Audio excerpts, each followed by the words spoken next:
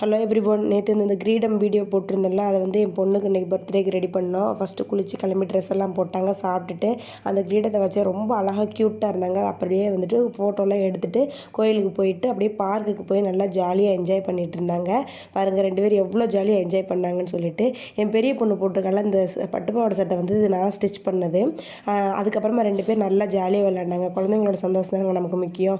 அதுக்கப்புறமா வந்துட்டு ஈவினிங் ஃபுல்லாமே நாங்கள் டெக்கரேஷன் ரெடி பண்ணியாச்சு. ரெடி பண்ணதுக்கப்புறம் கேக்கு வந்து ஆர்டர் பண்ணி வாங்கிட்டு அப்படியே கேக் வந்துட்டு வெட்டினோம். ஈவினிங் தான் வந்துட்டு ரொம்ப நல்லா இருந்துச்சு. பாருங்கள், எவ்வளோ என் பொண்ணுங்க 2 பேருமே ரொம்ப க்யூட்டாக இருந்தாங்க. எப்படி இருக்காங்கன்னு சொல்லிட்டு கமெண்ட் பண்ணுங்கள். அதுக்கப்புறமா அப்படியே ஃபோட்டோஸ் எடுத்துகிட்டு இருந்தோம். இந்த டெக்கரேஷன் வீடியோ நான் நாளைக்கு போடுறேன், எப்படி எல்லாமே நான் ரெடி பண்ணேன்னு சொல்லிட்டு.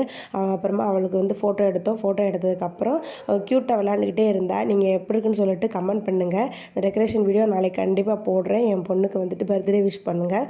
இந்த வீடியோ பிடிச்சிருந்தா லைக் பண்ணுங்கள். தேங்க்யூ.